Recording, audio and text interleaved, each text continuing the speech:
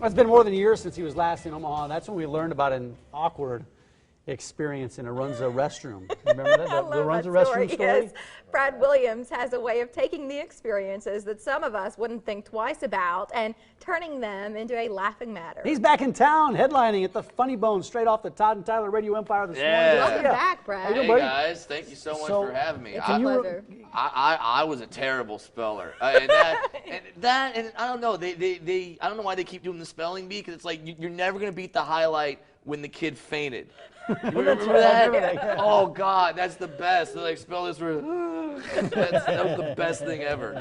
Never gonna beat it. But I'm very happy back in Omaha. We're glad to have you. Yeah, we are glad. We talked about that Runza restroom story. Yeah. Have you told that to other people? Is that just something you told about here in Omaha? No, that's now a staple in the act. Is it? A brief thing of what happened. Brief recap.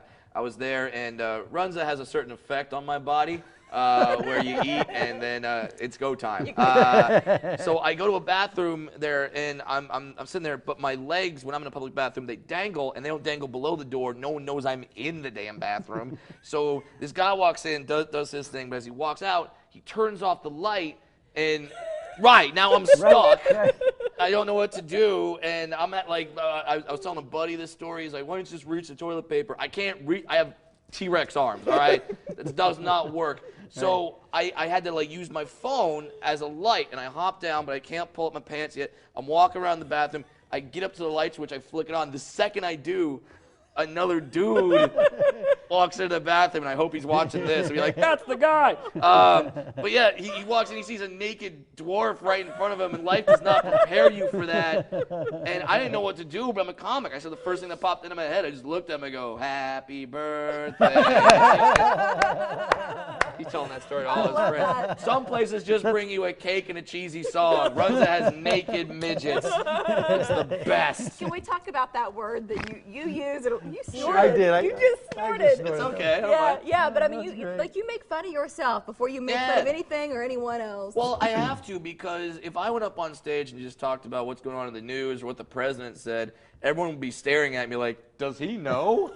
You know, so I have to make short jokes, and I don't mind the word midget. I think it's a fun word. I think it's good. Little person sounds kind of condescending to me, like, he's just a little person. Yes, he is. Then dwarf sounds like I'm gonna be carrying a battle axe or something like that. That doesn't make sense either. How tall are you? I am 4'4", doing one of the top 5 dwarves in show business, I think. I'm right up there with Peter Dinklage and Wee Man and David Spade. People often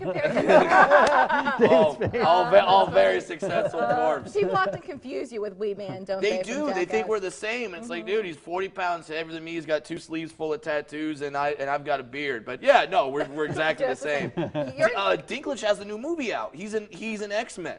He's in the X-Men movie, which that just shows you a lot of perspective. Jennifer Lawrence, beautiful actress, has to spend 9 hours in the makeup chair to look like a mutant. Peter Dinklage, dwarf, shows up. They're like, you're good. You're fine. Now, yeah, you're perfect. What's his power? Does he win every limbo contest? I don't get it. But all right, that's fine. Go see the movie. It's probably good. How'd you get started in comedy? Remind us. I got started because I wasn't planning on doing comedy. I was just in the audience of a Carlos Mencia show, actually. And Mencia was up on stage making midget jokes. Half the audience is laughing, and then the audience that's sitting by me is like, doing that move. And I was laughing, and he noticed that only one voice was laughing from over here. So he goes, what's happening over here? Right, it's quiet on one side. Yeah, he's like, why aren't you guys laughing? He says, what, is one of them here?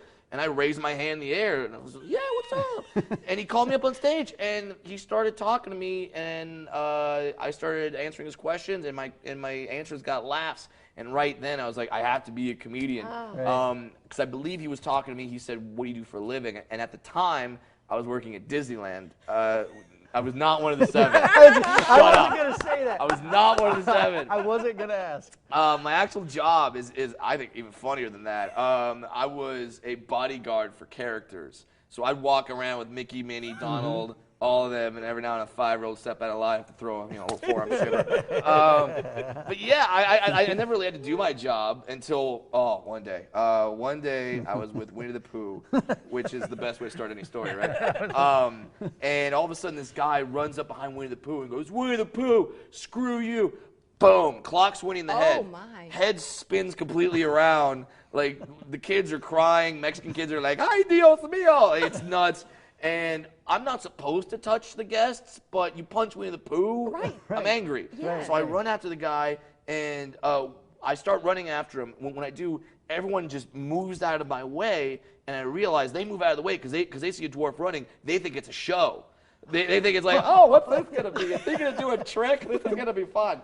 But I actually tackled the dude, and I held him down, and that's when I realized, oh crap, this guy has friends. So I pop up and I'm like, okay, where are the friends? Find the friends, where are the friends? I see the friends. They're all laughing hysterically. I was like, keep the elf took you down. Loved it. Brad Williams, he's at the Funny Bone. 2 shows tonight, 2 shows tomorrow, 1 show on Sunday. Yes. 493-8036 is the Bone phone. I wanted to Give 'em a talk call. to you about being a nice guy in show business, because that's got to be tough sometimes. We're out of time. Maybe next year when you come back, we Maybe can next chat year, then. but I am a nice guy. I try to be a nice guy, but Yeah. no one likes a mean midget.